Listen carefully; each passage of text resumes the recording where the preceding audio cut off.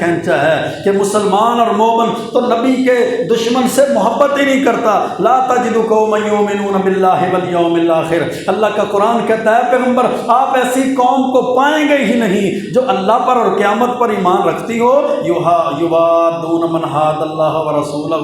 اور ان کے دل میں ان لوگوں کے لیے محبت ہو جو اللہ رسول کی مخالفت کرتے۔ اللہ اور اس کے رسول کے دشمن کی محبت ان کے دل میں کبھی نہیں ہو سکتی، چاہے وہ فرانس کے گستاخ ہوں، چاہے وہ جناب یہودی ہوں، چاہے وہ عیسائی ہوں، چاہے وہ ہنود ہوں، چاہے وہ بی جے پی پارٹی کے ہندو اور وہ وزیر ہوں، چاہے وہ ہندوستانی ہوں، وہ جس علاقے، جس قوم سے، جس گروہ سے، جس مذہب سے بھی تعلق رکھتے ہیں، اگر وہ اللہ رسول کے دشمن ہے تو مومن کے دل میں ان کے لیے کبھی محبت نہیں ہو سکتی۔ پھر اللہ نے تو اور آگے مقام مرتبہ بیان کیا مسلمان اور مومن کا، وَلَوْ كَانُوا آبَاءَهُمْ أَوْ أَبْنَاءَهُمْ، اگر وہ ان کے باپ بھی ہوں، اگر ان کے باپ کے دل میں بھی اللہ رسول کی مخالفت ہے تو یہ مسلمان اپنے باپ سے بھی محبت نہیں کرے گا، أَوْ أَبْنَاءَهُمْ، اپنے بیٹے سے بھی محبت نہیں کرے گا، أَوْ إِخْوَانَهُمْ، اگر اس کا سکا بھائی بھی اللہ رسول سے دشمنی رکھتا ہے تو اپنے بھائی سے محبت نہیں کرے گا، أَوْ عَشِيرَتَهُمْ، اگر ان کے بھائی اور ان کے خاندان بھی اللہ رسول کی دشمنی پر اتر آئے ہیں تو یہ اپنے خاندان سے بھی محبت نہیں کرتے۔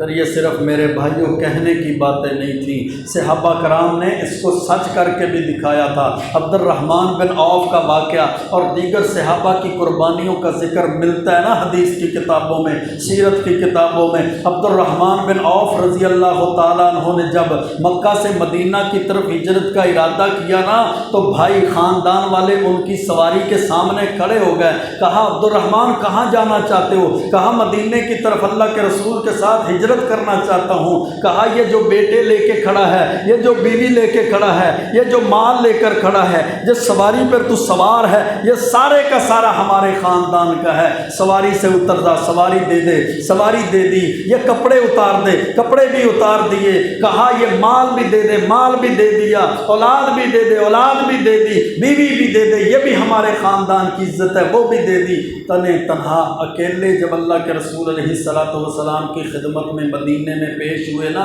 تو آپ نماز پڑھا رہے تھے، نماز سے فارغ ہوئے، سلام پھیرا، پیچھے مڑ کر دیکھا عبد الرحمن بن عوف ہے، کہا عبد الرحمن بن عوف ہو؟ جی یا رسول اللہ عبد الرحمن بن عوف ہوں۔ فرمایا کیسے آئے ہو؟ کہا اللہ کے رسول سارا کچھ لٹ گیا ہے، بھائی بھی لے لیے ہیں، بیوی بھی لے لی ہے، بچے بھی انہوں نے لے لی ہیں، سواری بھی انہوں نے لے لی ہے، مال بھی انہوں نے لے لیا، حتیٰ کہ جسم پہ جو لباس تھا وہ بھی کہا یہ ہماری کمائی کا ہے، یہ بھی اتار دو، آج ٹاٹ اور بوریاں پہن کے آپ کی خدمت میں آیا ہوں۔ اللہ کے رسول سب کچھ لٹ گیا ہے۔ فرمایا عبد الرحمن نہیں، اگر ایمان بچ گیا ہے تو سب کچھ بچ گیا ہے، اگر ایمان نہیں بچا تو پھر کچھ بھی نہیں بچا۔